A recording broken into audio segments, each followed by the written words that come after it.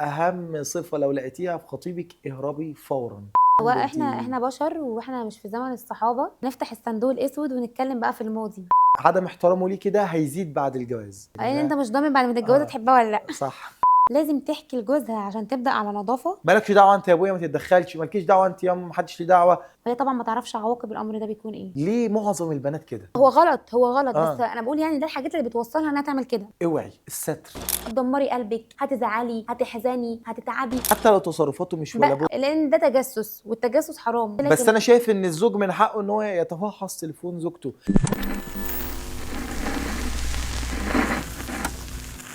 انا اتبعت لي فويس بصراحه من ساعتها وانا دماغي في حته تانية، وانا عمال افكر وادور ازاي اعمل حلقه عن الموضوع ده. نسمع كلنا الفويس مع بعض ونركز كويس جدا في الحلقه دي، لان فيها حاجات كتير جدا مهمه كل الناس محتاجه تسمعها. اسمعوا كده معايا. لو سمحتوا أنا محتاجة رد ضروري عشان بجد مش بنام. أنا اتخطبت لواحد إنسان محترم جدا ومتدين وبيحبني، بس أنا كان ليا تجربة ارتباط قبله وحصل فيها تجاوزات، والموضوع انتهى وربنا تاب عليا وندمت والله ندم عمري. المشكلة إن خطيبي سألني بوضوح: انت عرفتي حد قبلي؟ أنا من خوفي وارتباكي قلتله لأ، بس أنا هموت من الرعب، خايفة يكتشف بعدين، وخايفة الصراحة دلوقتي يسيبني ويشوفني وحشة، وخايفة أكون كده بضحك عليه. أعمل إيه؟ أقوله الحقيقة وأغامر، ولا أكمل في كدبتي وأستر على نفسي؟ والنبي قولولي رأي الدين والعقل إيه؟ بعد ما كلنا سمعنا الفويس ده جهزنا حلقه قويه اسمها الماضي والبدايات، والبودكاست ده هيكشف اسرار كتيره جدا لناس كتير نفسها تعرف اجابات الاسئله اللي هتتسال النهارده في البودكاست ده. بص يا شيماء، سؤال بيتبعت لي كل يوم: انا كنت مرتبطه زمان وخايفه خطيبي يعرف، اقول له ولا لا؟ بص، هو ده سؤال اصلا الرعب، لان بسبب السؤال ده اجابته ممكن تهد بيت وتبني بيت تاني اصلا. فاحنا دلوقتي هنفتح الصندوق الاسود ونتكلم بقى في الماضي. يلا بينا. يلا نبدأ. بصراحة لو واحدة غلطت وتابت لازم تحكي لجوزها عشان تبدأ على نظافة. ده طبعا سؤال 99% من البنات لما بتيجي تتخطب بتفكر في حاجة شبه كده. أبدأ أكون صريحة، أكون واضحة، أبدأ على نظافة، أحكي اللي فات بحيث لما يعرف ما أحطش نفسي في موقف وحش، أبقى أنا في الأمان. وهي طبعا ما تعرفش عواقب الأمر ده بيكون إيه. اوعي الستر. يعني انت ربنا سترك تروحي تفضحي نفسك؟ الرسول صلى الله عليه وسلم قال لك: من ستر مؤمنا في الدنيا ستر الله يوم القيامه. فما بالك بقى تستري نفسك؟ انت ربنا سترك وما خلاش حد يشوف الذنب ده، فانت تروحي تفضحي الذنب ده بكل بساطه؟ انا شايف لا، ده خطر. اوعي اوعي اوعي تقربي من الحته دي خالص هي طالما البنات بتبقى شايفة ان ده مم. وضوح، ان انا كده صريحة وبدأت على نظافة وحكيت لك بقى كل حاجة والكلام ده، مع ان ده غلط جدا. ده وده اكبر مش من الدين غلط. ومن الاسلام اصلا. لا لا، اكبر غلط. انا نصيحه: اوعي الستر. الستر ده ده حاجه كبيره جدا. يعني الناس بتتمنى ان ربنا يسترها في كل خطواتها. هو ده انت احنا بشر، واحنا مش في زمن الصحابة. مهم. فلا، الناس مش ملايكة، يعني حاجة شبه كده مش هتعدي بسهولة. ويا عالم برضو انت ما تعرفيش الشخص. صح. الجيل الجديد بيخاف من الصالونات وبيقول عليه ده جواز بدون مشاعر. انت ايه رايك بقى في الكلام ده؟ انا شايفه صراحه ان الحب مش بيجي بالحب اللي قبل الحب، دايما بيجي بالمعاشره، مم. بالمواقف. مش لازم بقى بالنظرات واللحظات والكلام ده كله. ودايما انا شايفه ان جواز الصالونات، وده طبعا ده الصح فعلا، ان هو الواحد بيحكم في عقله قبل قلبه. مم. لكن في جواز اللي هو بيبقى بالحب يعني كده، بيبقى الحب برضه هو اللي سايقك شويه. مم. ولكن في جواز الصالونات الواحد بيحكم عقله الاول.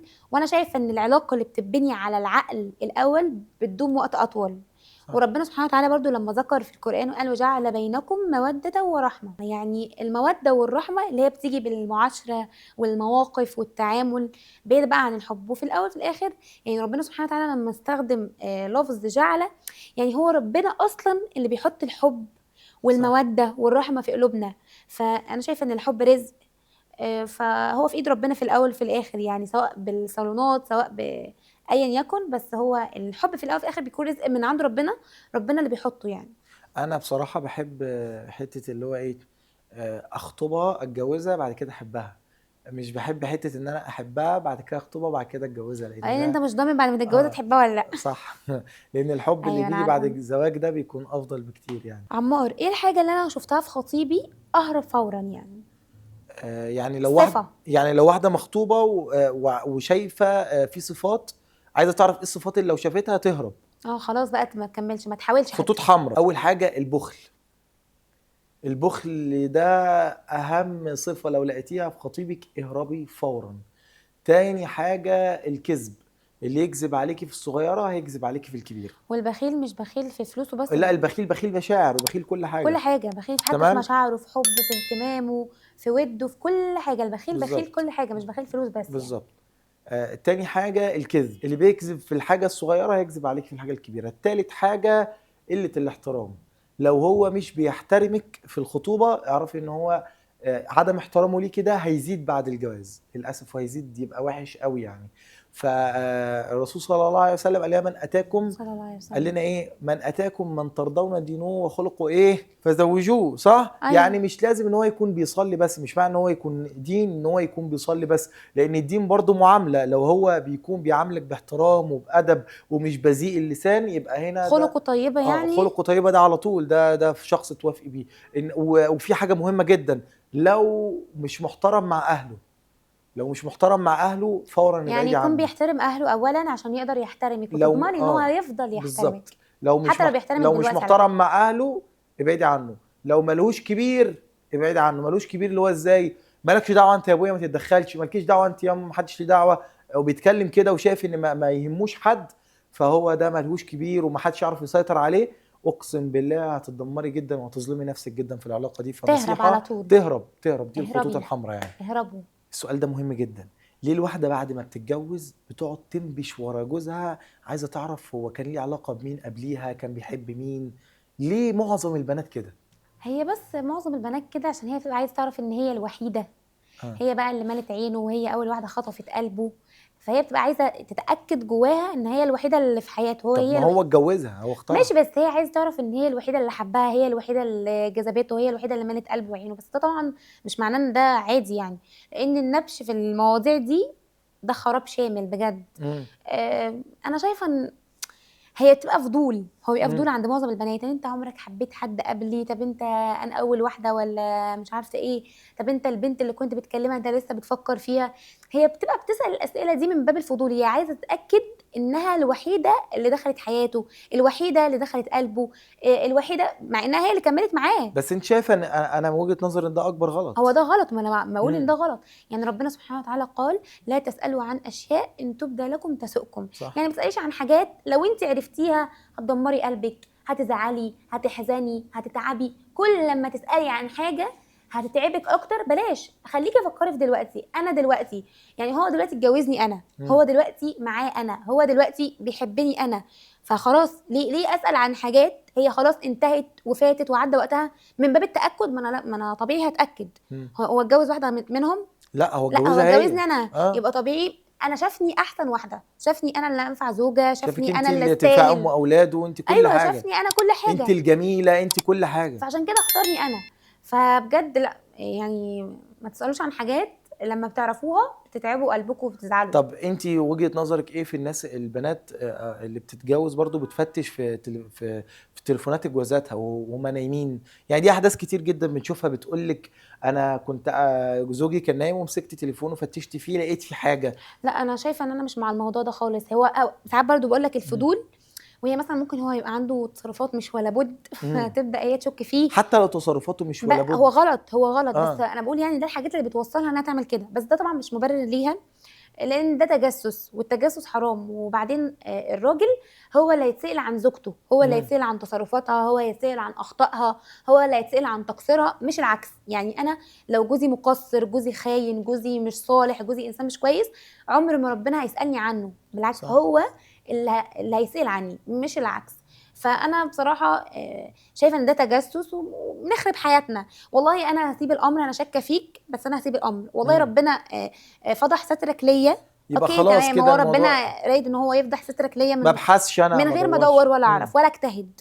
ربنا رايد بقى ان هو يسترك، يبقى ده مش ميعادك ان انت تتفضح دلوقتي. طب هي ممكن تاخدها في حته المقارنه، انت ما تفتشش في تليفوني، ما انا قلت لك، وانا ما فتش في تليفونك. ايوه ماشي، ما انا قلت لك. بس انا شايف ان الزوج من حقه ان هو يتفحص تليفون زوجته زي ما بيتفحص تليفون اولاده. يعني انت زوجتي مش هي بتكون عايزاه يعملها زي بنتها؟ هي المواضيع دي بتكون حساسة شوية، لأن الزوجة بتبقى برضه عايزة تحس إن هو بيثق فيها، هو بيأتمنها، الكلام ده كله، فمش هتبقى حاجة كويسة بصراحة لما واحد يجي يقول لزوجته والله هاتي تليفونك ما بفتش لا فيه. بس انا شايف ممكن انه بطريقة غير مباشرة انا لو شايف ان هو لو هو، مسك بس لو التليفون. العلاقة بينهم طيبة وهو متأكد من أخلاقها مم. ودينها، إيه اللي يخليه يفتش في تليفونها لا أصلا؟ لا مش قصدي يفتش، انا مش قصدي يفتش، انا قصدي ان هو يعني انا مثلا ماسك تليفون زوجتي أنا فبدور يعني بقلب فيه، هل دي حاجه تعبني او ده غلط؟ هي بس ممكن توصل لها شعور مش حلو وتعمل فجوة ما بينهم، مم.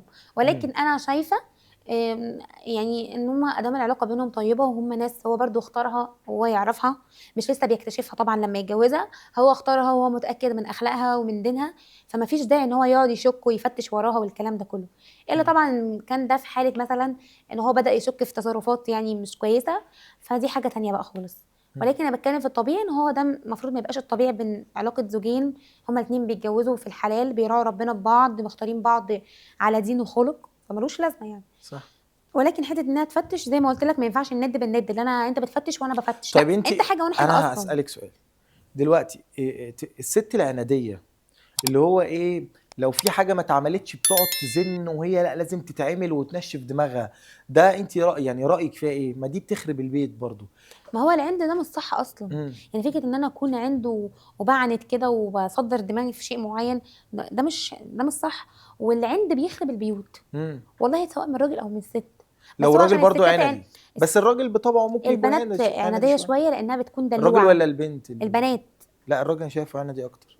عندي اكتر. اه. لا الراجل بيصر على رايه، اه. لكن البنت بتعند، يعني هي مثلا انت دي بتضايقك، طب ماشي انا هعملها، مم. لان البنات بطبعها دلوعه شويه، وعلى فكره معظم العند بيكون دلع، اللي هي مم.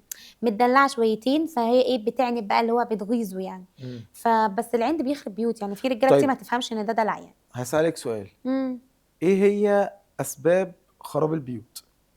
كتير قولي كتير. خمس حاجات، خمس حاجات هم اسباب خراب البيوت. انا شايفه ان العصبيه بتخرب لا البيت. العصبيه. انا هتكلم من الطرفين. اكتبوا يا جماعه العصبيه. العصبيه، مم. الخيانه، الخيانه ده عدم اساسي. الاحترام ده اول حاجه، عدم تمام. الاحترام، الخيانه، العصبيه، عدم الاعتراف بالغلط، ان احنا دايما نبقى شايفين نفسنا صح، بس احنا بشر وبنغلط يعني. مم. دي حاجات يعني بتعمل مشاكل كبيره، هي بتبقى حاجه صغيره كده وتكبر مع مم. الوقت. والتجاهل برضو بيخرب البيت، والتجاهل اي طرف لو بيتجاهل التاني وما بيهتمش بيه يعني، والمقارنه. ده كله بقى بيندرج تحت حاجات كتير كده ستة، اكتبوا عندكم ستة. بصي يا عمار، بنشوف ناس بيحبوا بعض جدا وبعد سنه من الجواز بيتطلقوا ليه، مع ان احنا شايفينهم روميو وجولييت بيموتوا في بعض ويتجوزوا سنه ويتطلقوا.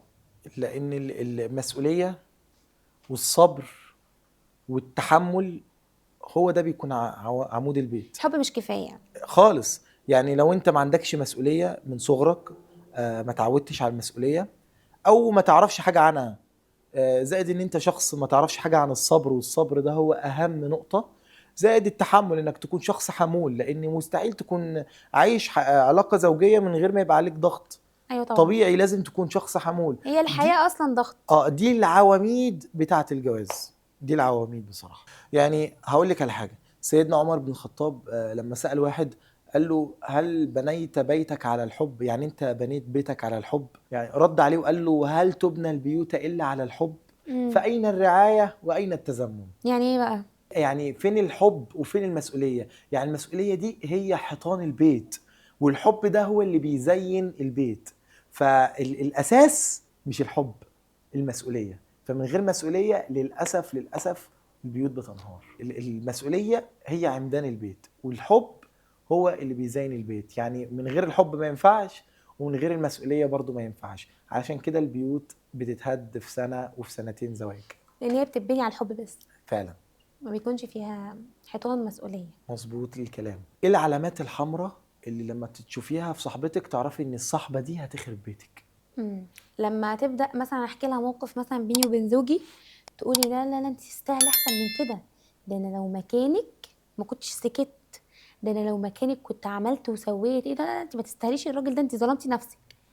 دول تتاكدي ان هم هيخربوا بيتك، ما هي المفروض لان تعمل دول ايه؟ شياطين في صورة بني ادمين. اه. الطبيعي ان هي تقول لي استهدي بالله، هو هيجي يصالحك دلوقتي، طبيعي البيوت كلها فيها مشاكل، طبيعي لازم، طب ما انتوا بتقضوا مع بعض لحظات حلوه، ما طبيعي يبقى فيه لحظات وحشه ما بينكم، لكن انتوا تقولي تستاهلي احسن من، انت تستاهلي احسن من كده، لا انت ازاي رضيتي على نفسك، انا لو مكانك ما كنت سكت، انا لو مكانك هعمل وهسوي. دي الصحبه اللي عايزه تخرب بيتك. المفروض تتبلج دي على طول. والنبي صلى الله عليه وسلم قال: مم. ملعون من خبب امرأة على زوجها. يعني ملعون، اتلعن كده، اتطرد من رحمة ربنا، اللي بيقوم واحدة على زوجها او العكس، او اللي بيقوم الزوج على مراته. وعلى فكرة كذلك الصاحب، لما تروح مم. تحكي لصاحبك: ده انا مراتي عملت، ده انا مراتي قالت لي، ده انا مراتي وانت حطت لي في وانت الموقف جاي عليك ايه الفلاني بالقرف ده يا الفلاني. ابني؟ لا لا لا، لو مم. مكانك كنت انت ازاي راضي على نفسك؟ انت راجل، انت صح. لا لا لا لا، ما ارضاش على نفسي كده. صح. انا لو مكانك ما كنتش، مش عارفه، انت احسن منها يا عم، انت كتير مم. عليها. دول ده انت بجد، احلى منها، ده انت مش عارف ايه. دول شياطين على هيئة مم. بني آدمين، ودول صح. بيتلعنوا وبيخرجوا من رحمة ربنا، يعني لأن هم بيوقعوا بين الزوج والزوجة. الأحسن استهدى بالله، تصالحوا، ومفيش حاجة تستاهل، كل البيوت فيها مشاكل. ده الكلام الطبيعي المفروض يتقال.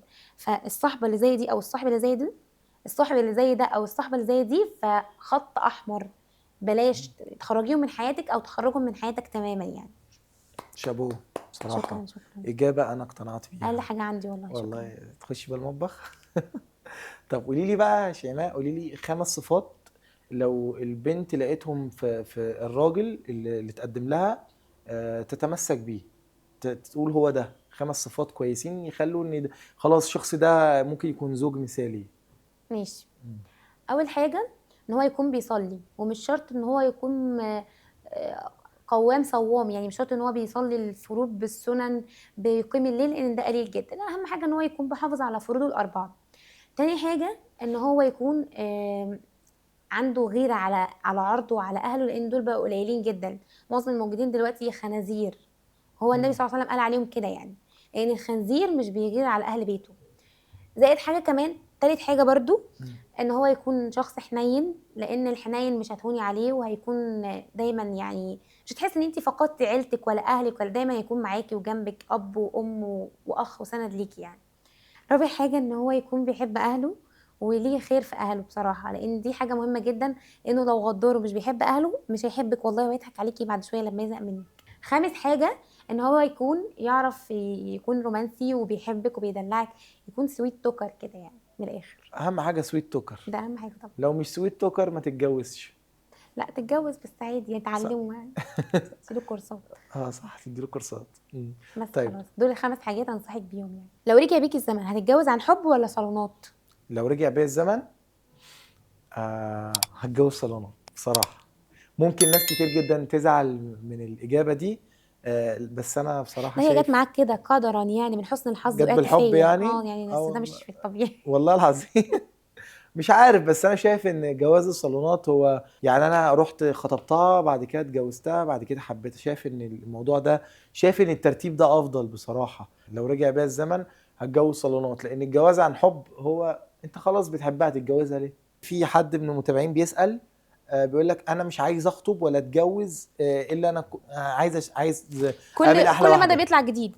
كل شوية بيظهر اشكال جديدة. تمام. في واحد بيسأل سؤال، بيقول: انا حاسس ان انا مش عايزه اتسرع في الخطوبه وان انا اتجوز مم. غير لما اشوف الاحلى، يعني كل ما يجي حد مم. قدامه يقول ده في احلى، اكيد في احلى، هستنى الاحلى.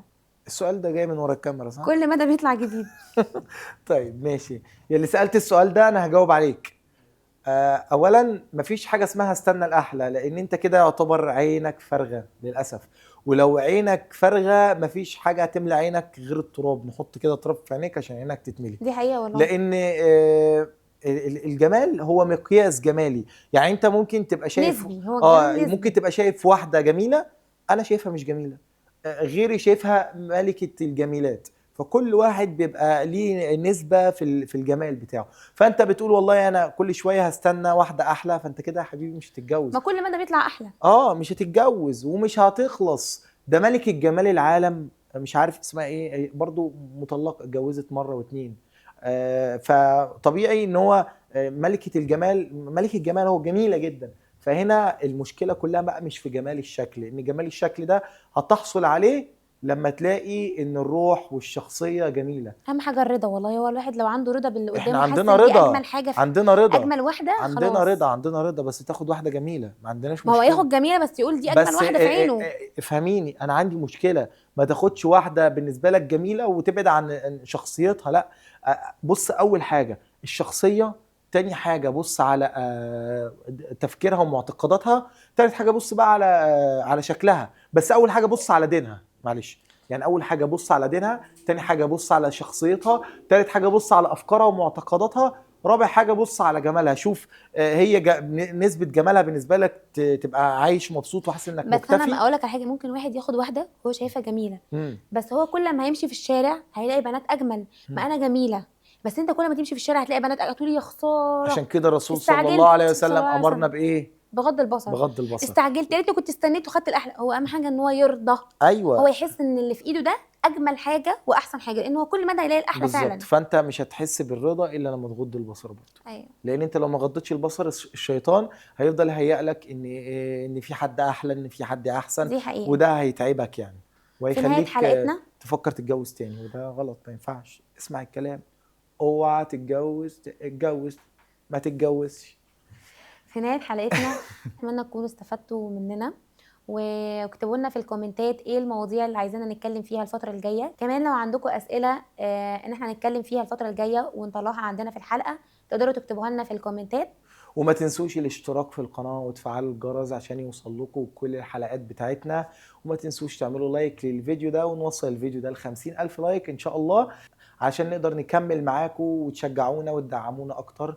وما تنسوش تتابعونا على باقي المنصات. السلام عليكم. السلام عليكم.